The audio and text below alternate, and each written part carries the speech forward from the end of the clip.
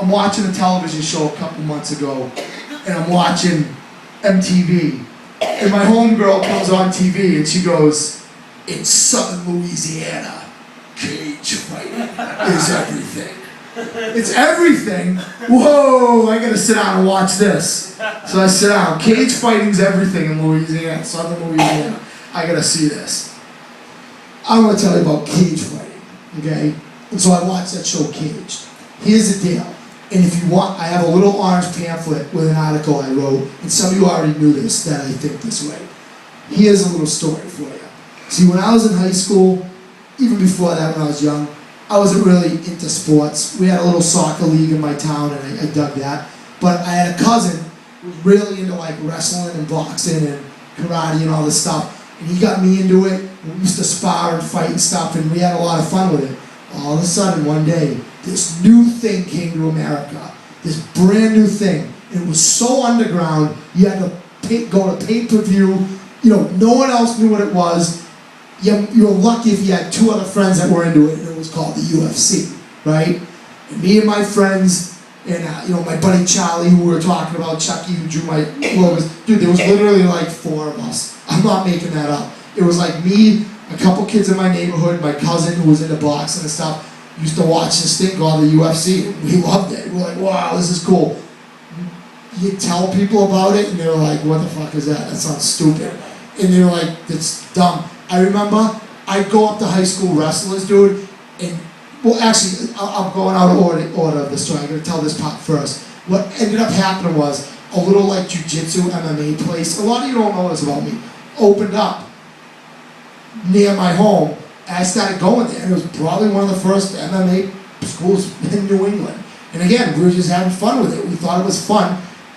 People say to me, did you fight in a cage? I go, no, there was no cage. There were no fights, guys. There was nowhere to fight. You didn't go fight in front of your friends in a cage and get money. It was something that happened on television. That was about it. Somewhere far away, and they used to put it on TV, and there was like 15 ultimate fighters that you even knew about. Well, anyway, so here's the part I left out here. It was so obscure to people. I remember going up to high school wrestlers, and guys, I'm not making this up. I'm not trying to sound like a tough guy. There were cats in my town that wrestled, or from other towns. Me and my boys, we'd like wrestle and grapple and screw around. These dudes were in such good shape. I used to destroy these wrestlers. I'm talking like state kids who used to go to state finals. I'd wreck them, right? Because no one knew what jiu-jitsu was. And we'd be on our backs doing this crazy shit, and people would be like, what are you talking? You didn't win, you're on your back. Like, that's how weird this was to people. Okay, enough about me. While this is going on, right, so I'm doing my martial art thing. I had fun with it, just me and my friends. There's a station called Spike TV.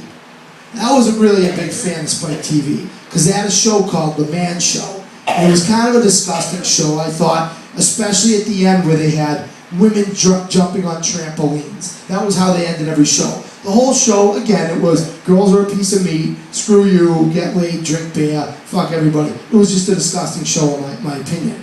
Well, thank you. You're welcome, Kelly. One day I wake up and I find out that this guy named Dana White now owns the UFC. And oh, by the way, they're striking a deal with my arch enemy, Spike TV. This just disgusting station that is all about the worst tendencies that men display in our country. Well, I knew right then and there. I told my friends. I said, I'm not a fan anymore. You guys gonna watch UFC on your own. They're like, why? What's up? I go, they're down with Spike TV, and they ain't down with me. Because watch what happens to this sport now. Watch what happens to this sport. And I was right. You guys know what I'm talking about. If any of you are into that stuff, when you fight yourself, it's nothing personal, but that sport has become disgusting. One of the first signs was when I saw a YouTube video of Joanne the MMA girl getting choked out and guys in the video laughing about it and people leaving comments like, oh, stupid bitch getting choked out. Do you understand there was a time that if you choked a girl out unconscious, even as a joke, I don't even care if she said go ahead and do it or if it was for a demonstration, that was unheard of.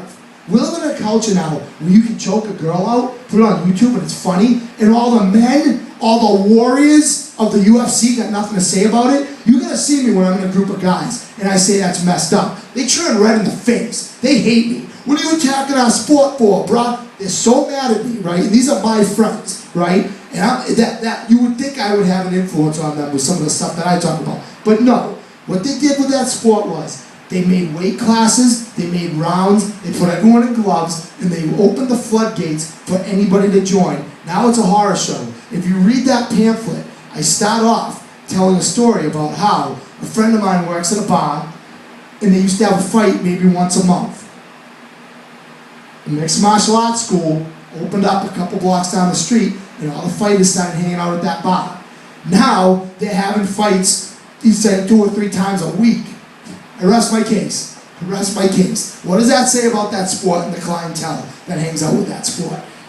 To me, it's becoming part of this whole culture of Spike TV, TMZ, Jersey Shore, Girls Gone Wild.